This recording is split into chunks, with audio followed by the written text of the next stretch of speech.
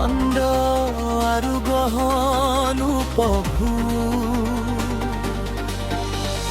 কৰিব নোৱাৰাকৈয়ে পাৰ হৈ যায় জিৰণি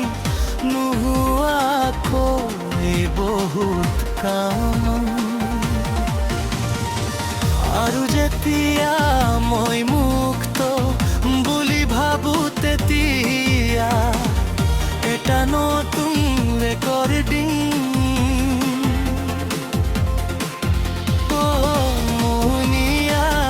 লৈ সুখী কাৰণ মই যুঁজিছো আৰু মই বিচৰা সপোনখিনি লাভ কৰিছো ঠিক জেকৰ দৰে আপুনি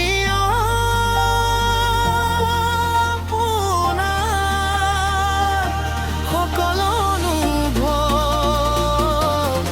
আৰু চিন্তা নিজৰ মাজত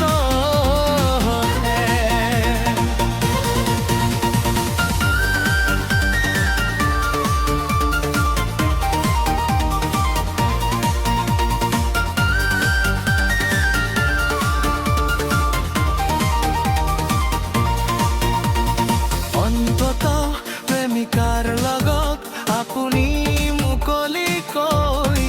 কয়, কিন্তু কেতিয়াবা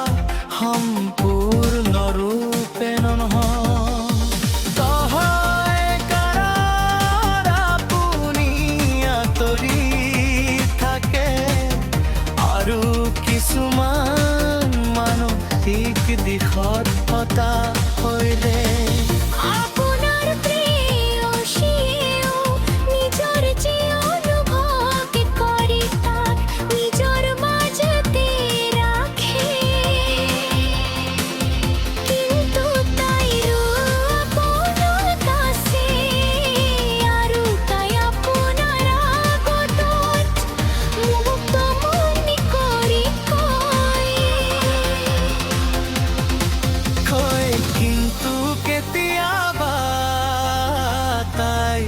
অনুভৱ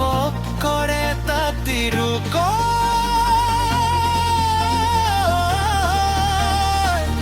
কেতিয়াবা তাইও তোমাৰ লগত নিমাত কৰি থকা কেতিয়াবা আমি আৰু শিল্প কৰি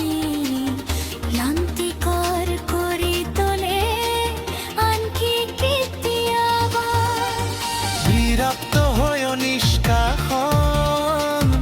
অনুভৱ কৰে। কেতিয়াবা নিৰ্দিষ্ট সময় নোহোৱাকৈয়ে থমকি ৰ'বলগীয়া হয়।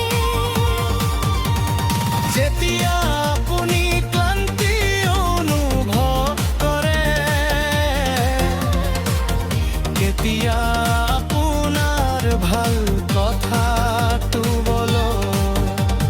কেতিয়া বন্ধ কৰিব লাগে সেইটো জানে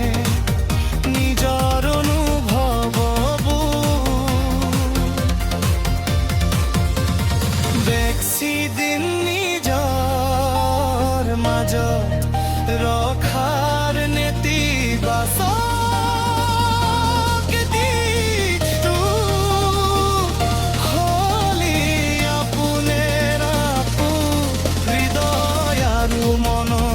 অসুস্থ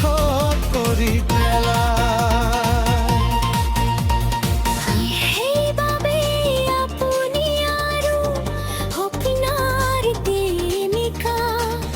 দুয়োজনে সদায় নিজৰ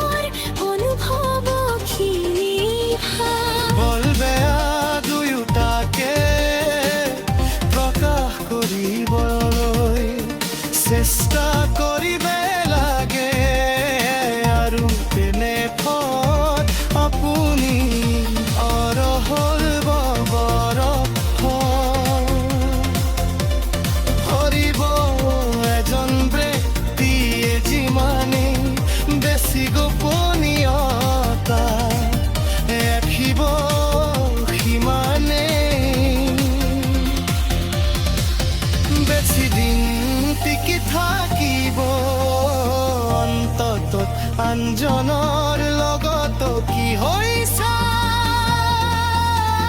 সেইটো বুজি পোৱা আৰু বুজি পোৱাটো